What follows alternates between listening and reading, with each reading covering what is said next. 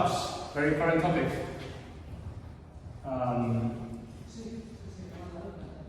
It's not a new topic,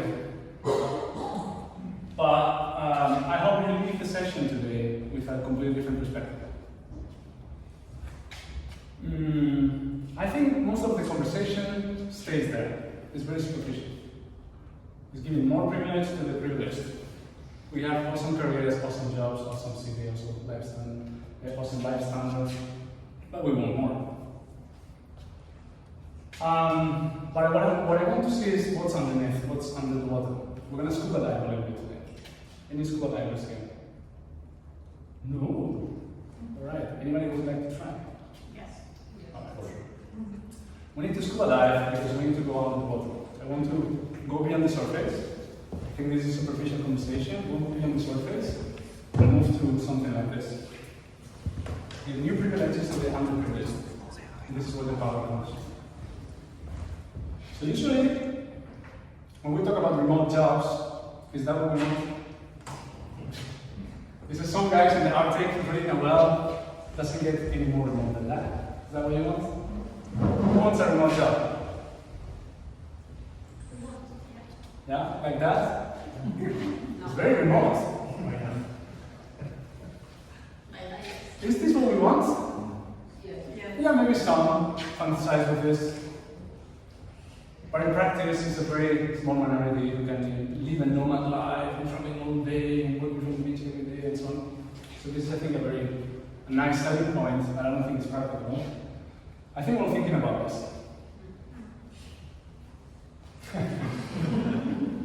And the conversation really is almost always stops around this. Office, home, right? And it makes sense, of course. Being at home is comfortable, it's very convenient. You have your kitchen, your bathroom, your dog. You can interrupt every meeting by opening the door to the Amazon guy, all these kind of things. So we're talking about comfort and convenience. That's great, I want that too. We should all get that if we can. But again, we're just giving privileges to people who already have privileges. When we think about the perspective of the company, who's a company hiring talent, and they say we're hiring remote, I put like three stars there because you always need to read small letter there. Usually they're looking for faster and even cheaper talent. So in a way they want to be more competitive, more efficient in the processes, reduce costs, things like that. So accessing a bigger pool of fish. So again, we're talking about efficiency, cost cutting, speed, all these things. So again, that's all nice, that's great. But I'm not moved by this cost. Now we're going to start getting into the water a little bit. Snorkeling, anybody? Snorkeling is easier to do, more friendly. Anybody can do it, to move in the water, look down. So we're going to do a little bit of snorkeling. These are a couple of stories I got from LinkedIn in the past few months. Both very similar. And they both talk about how great it was for them to have a remote job that allowed them to spend time with a close relative who was admitted in the hospital for several days or weeks. That's definitely something more meaningful. What are we talking about here? We're talking about the so-called work-life balance. And this is where we start to see something of value, something more meaningful. But usually the conversation stops here. I very rarely see anybody talking about benefits of remote jobs beyond this. This is where we usually stop. What's work-life balance anyway? So the way I say it, you have a lot of things you have to do at work, a lot of things you have to do at life, let's call it that way, and you have to do them all. Those are not optional things, you have to do them. And many of those things are not flexible with time, you have to do them or you have to do them. And this is when we have the conflict. So in purple you see work tasks, in yellow you see life tasks, and this is the problem. So we typically address or talk about work-life balance to those employers who give us more flexibility to juggle around this. Why is the work-life balance topic so hot right now? Two ideas. One is because we want to do more of both. So, higher pressure at work, faster, more competition, more innovation. We want to be the first all the time. We need to do more things in less time. But also that's throughout life. We want to live a richer life, we want to travel, we want to spend time with our family, we want to play sports, be healthy, all of those things. And that's, both things are higher than ever, so that becomes a problem. But there is a second thing, second factor to this. It's not my favorite solution, but we used to have a great solution for this problem. Someone in the family would take care of all the work stuff, and someone in the family would take all of the life stuff. Again, not my favorite solution, but it's a very effective one. Work-life is solved. But now, with more and more people entering this high-speed lifestyle, we need something. We need something to balance. My wife is someone I met, I work with actually. She lives in small village in the Netherlands. She had two kids, and she lived far from the city, and she couldn't drive. So she spent every day, go to school, go to the office, back, then school or office again, home. All this back and forth. So she couldn't afford to have a full-time job. There was just no time. So she had a part-time job, and that of course comes with a very reduced income. And also, you would understand that it's very hard to make a professional career working part-time and grow professionally. So this is what she told me. Like, it was a game changer for me when I found a remote job. I could take a full-time job, and I could progress with my career. So this is an example where we are addressing this work-life balance. But for me, this is a much more powerful concept behind this, which is empowerment. Now we're empowering someone. We're not just giving extra comfort to those who have it all. We're empowering someone to have something they didn't have. And that's also true for so many other groups. People with some disabilities who can't drive, but need to take care of some family members at home. Single parents, all sorts of people. Now you're giving privilege to those people who can do things they couldn't do before. So this is when we start to see some power in the remote job.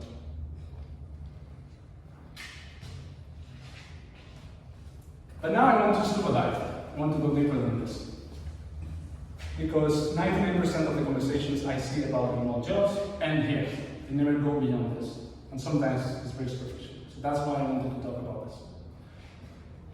No scuba divers here, so you may not know this, but I can tell you that it's very different to snorkel and to scuba dive. Anybody can do this. You can just have fun, splash around the water, look down, and that's it. It's fun, it's easy, you get some rewards, but that's it. Scuba diving is way more rewarding. You get to discover the underwater rich life, all many wonderful things. But to get there, you need to put some effort and investment. You need to train, you need to practice, you need to get comfortable underwater, breathing out of a regulator. It's dangerous, you can die in this experience. You need to control your time underwater, you need to control your breath, you need to know how to get back up. It's not a trivial thing anymore. But the rewards are also much higher. So for companies and leadership who want to get the rewards I'm going to talk about now, they need to get some training first. This is Sandra. She's a wonderful QA engineer, born and raised in Nairobi. And the thing is that the culture and the belief there is that to make it, you need to leave your country. So they spend their entire development, from kids to adolescents to adults, preparing to hopefully get out of my country and leave my family behind. That's the dream. She's very smart, she got trained, she studied, she got very skillful, family supported for years. She was ready to make it, she was ready to move. But she found a remote job from South Africa. She suddenly thought, I may not need to leave. And that experience led her to another job, remote job in Europe. And then she thought, I definitely don't need to leave. And the impact of this around her in such society is massive. Because others start thinking, we may not need to leave.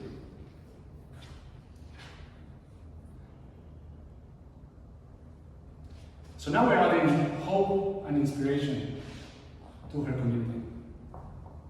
She's now part of several communities where she inspires others to follow her path.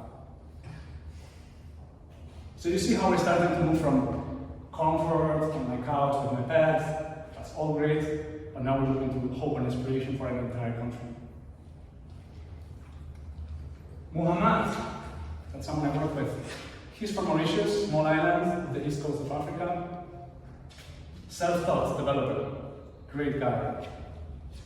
He learned the program, he learned new technologies, he tried at home, and he couldn't find any job in Mauritius to fulfill those skills.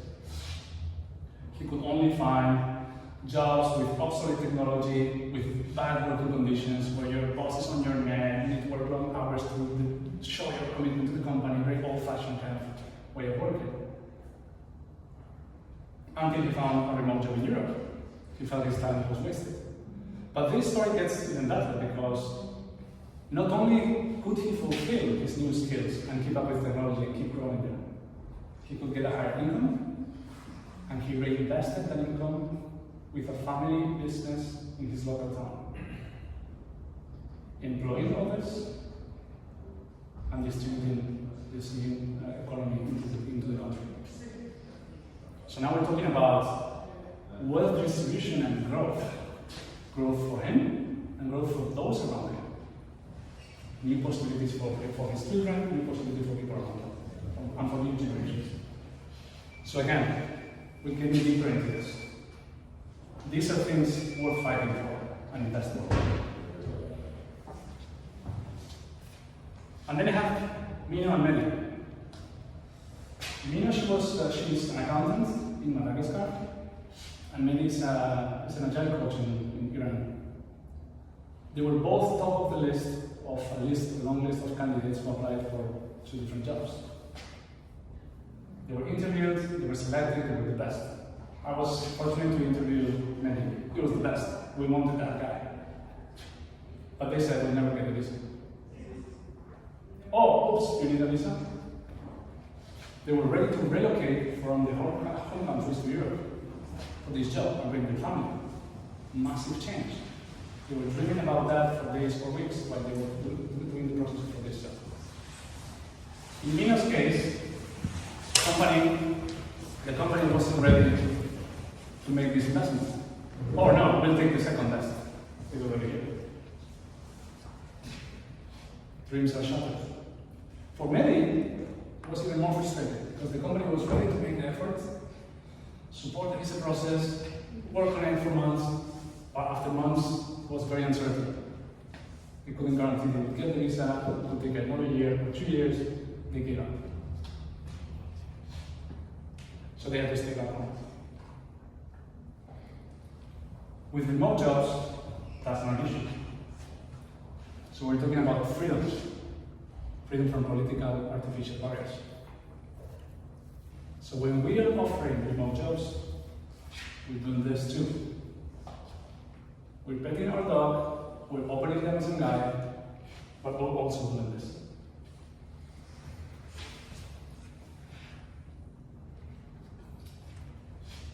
So where do we start?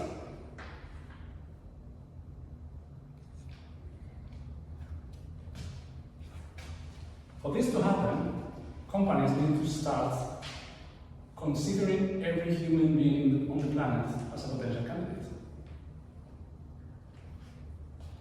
At least those with internet connection and maybe some English. But maybe companies are not in this business of making a great impact on the world. But if that's not a good enough cause, we know from different studies that top employees perform 10 times on average a day. this employee can be anywhere. That's worth the investment. We know from different studies that diversity always wins. It makes the company more resilient, able to innovate more, to solve complex problems, and acquire and retain customers in different regions of the world. So it's not just a moral imperative, it's a strategic one.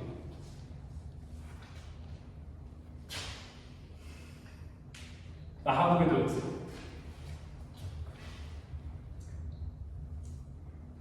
So companies say they are diverse, they hire for diversity. I'm sure all of us work Barcelona for some years, and we think we kind of have a diverse team. Which usually means we have 10 nationalities and a couple of women in the team. That's diversity. But those are just international workers following the international working code, living in the same city. They buy the same shop, the same groceries, they take the same transportation, they enjoy the same weather, they have the same housing problems, tax problems. They just speak different languages and maybe have a different Christmas tradition.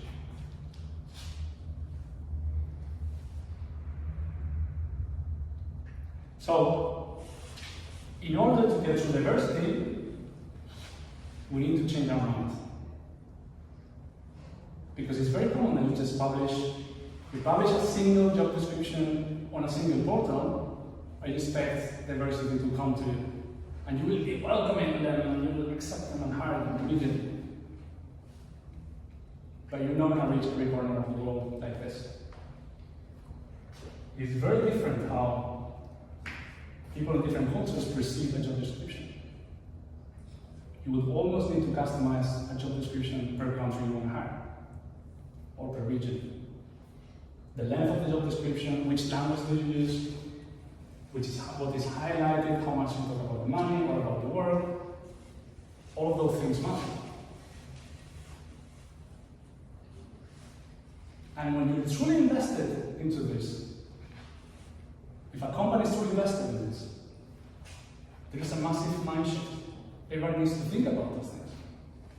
How those markets work. Let's rethink how we hire people. Let's rethink how we write job descriptions. What our mission is. And it's the same when you are screening candidates that come to you. So let's say you do that and you start getting a lot of CVs. You still need to think differently when you evaluate a CV.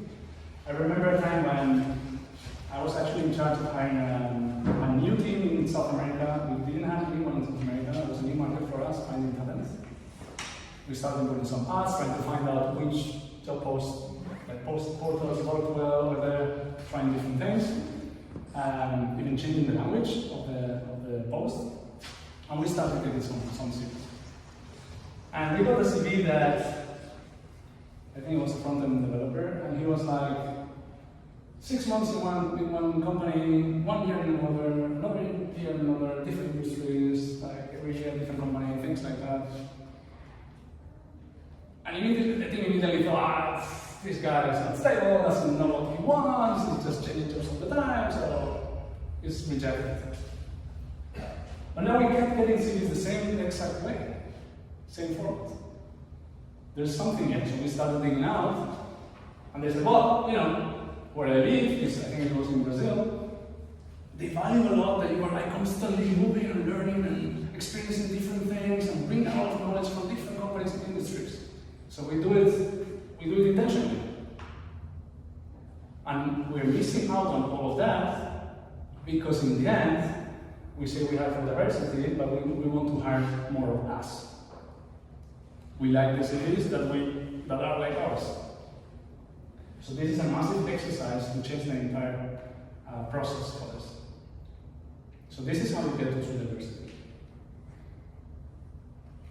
So here we're talking about inclusion and true diversity.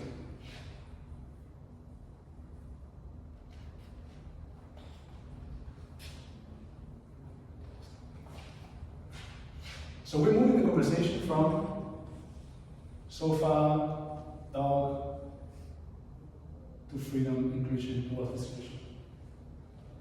If all companies did this as a standard practice, what impact would this have on many societies and small communities? But for all of this to work, and not just to work, but to really maximize its potential, we need asynchronous communication. And I think this is going to be the most controversial one. Of course, if you have people working on very different time zones, you're going to need some sort of asynchronous communication. But that's, again, only superficial. There's so much more behind this. Some people say asynchronous communication is not efficient, it's slow. This is a study from Happy Force. This is a company focused on employee happiness, and they do lots of surveys and collect lots of data points. And they showed a report where autonomy was the single most motivational factor for an employee at work. So in other words, it's only when you control your space, but also your time, when you really feel autonomous. And when you really feel trusted, by the way. Because you can work from home and not feel trusted. Only when you are in full control of your space and your time. But again, asynchronous communication may feel too slow sometimes. But I would like to challenge that. Because it's not only the speed what we talk about. There are many other factors to this. This is a synchronous meeting. People claim you just get together, 30 minutes, decision is done, boom, let's move over. Let's not waste time over this.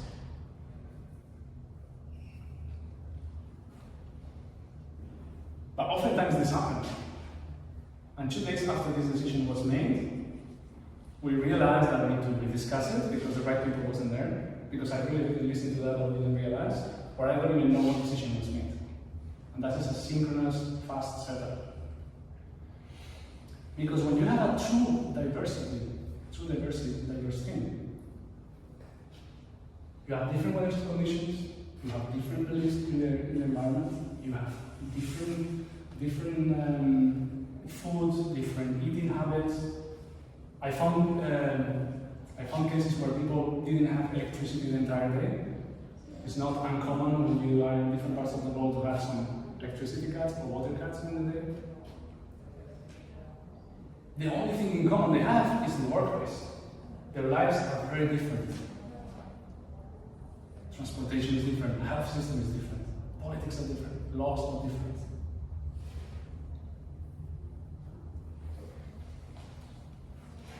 So when we are forcing people to go sync on a call or a meeting, if they're truly diverse, we are in direct conflict with so many things of their identity. We have different personalities, people who like to speak first and is very impulsive. We have very shy people who will never do it. We have people that respond to a code of authority that will never speak first because it's bad manners in the country. Or will never talk up to a superior. Or many other factors. They feel unsafe about their level of English, accent, many other cultural factors. With asynchronous, we solve all of those. Everybody can contribute at their own pace, in their own style, not being forced in a 30-minute meeting to participate and make the most of it. Just to give the same example as before, in an asynchronous manner, maybe the same decision would take 48 hours, but you give the chance to everyone to participate.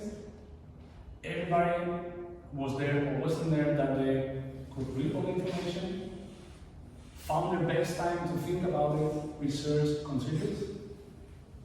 And after 48 hours, you have a great decision made, documented, that everybody was part of. This is what asynchronous gives you.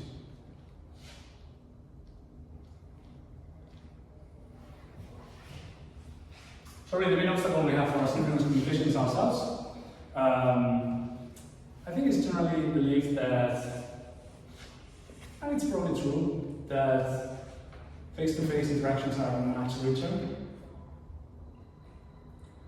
But I think we are so much into this belief that we give up a little bit or disregard the non-face-to-face communication, and we don't take full advantage of it. How often you are maybe chatting at work? What about this? What about that? Oh, well, let's have a call next week and really talk about that. As if you couldn't just talk about it right now in writing.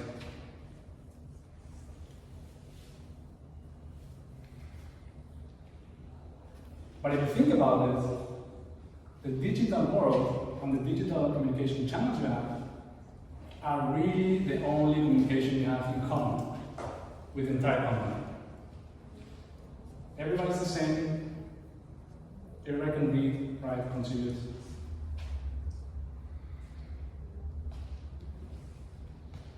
I was fortunate enough to work in a remote-only company. They were always remote for 10 years. They never had an office. They were always remote. And this was the most impressive culture I've experienced. We had people in Africa, Australia, North America. And the relationships between colleagues was really amazing. Because they had no choice. When you get to the office, you talk to the person sitting next to you. And that's how you build a relationship. And it's not a business thing. You would say, oh, I went to this movie yesterday, or something. Oh, did you like it? Yes or no, whatever. And a lot of those small interactions, face to face, makes us believe that that's much more powerful. Because you only do them then. You would rarely stand in the middle of the office. I went to see that movie last night. What do you all think? We don't do that. But we could write down, I went to see that movie. What do you all think? And everybody would read that, and everybody would get to know you. But it's not professional. Or is it? Because we need those relationships. The most powerful all hands, I guess you all know, all familiar with the all hands concept where top leadership goes and gives a massive message or something and then everybody listens. The most powerful all hands I've ever experienced was asynchronous. So instead of everybody drops everything and this day, this time you don't need to listen to the big guy, this is the link, a document with every point we want to share. And for the next few days, we're going to open a thread and everybody can ask questions. The level of engagement, obviously everybody could read it when they wanted, everybody can think about good questions, and the leadership could answer those questions in a properly manner as well, not on the spot. So yeah, I think I agree that face-to-face human direct interaction is the best, but a lot can be done online. Or even offline. Think about the times where people would write letters to random people from a magazine and speak for months over letters. Maybe I'm too old for that.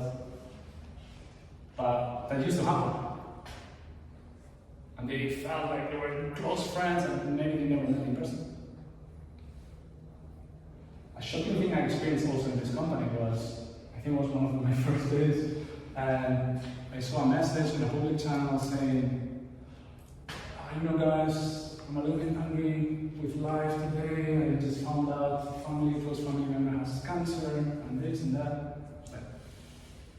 I was like, what's going on?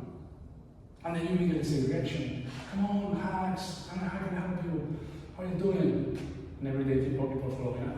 How are you doing today? How's it going? What are you gonna do? And then more people were sharing stuff. And then I realized, okay, this is normal here. We don't have the guy sitting in the next desk. We have this. And it was very, very powerful. They never met in person. So, finishing with this a bit, asynchronous communication forces you to record the information. That's something you have to do. Usually in written, that you can record yourself in video or any other way. And that's going to force you to produce good information. And you're going to get good at this. Because that will be the source of truth. It's going to help with information consistency. It's not someone tells someone in the corridor, somewhere here, somewhere there, maybe I wasn't part of, somebody said last week I wasn't here, whatever. It's the same source of information, somewhere wrote carefully, which by the way could have been reviewed several times later. So everybody has the same information, it's consistent, people learn how to communicate and write down stuff, and we all can participate. It's not about, oh, I wasn't there that day. No. You have access to all decision making, all information. And you can find your own time and pace and style to respond to it and consider it.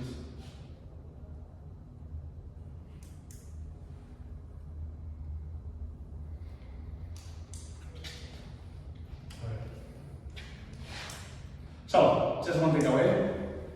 I don't know if you're in a position for this, but if you are, you can influence it. The only thing you have to do is to take all of this home, think about it, and do as much as you can to implement some sort of remote assigned strategy at work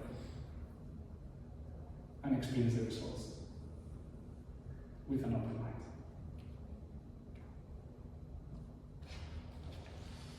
Alright, so that's the last slide. There's been some thoughts, open question out there. What else could be down there? We keep going deeper and deeper. We could think about how resources are used in the world for all of this to happen. Pollution, the mental health related to this, racism issues, traffic accidents, health impact, development of kids, and more. But this will be for later. Thank you.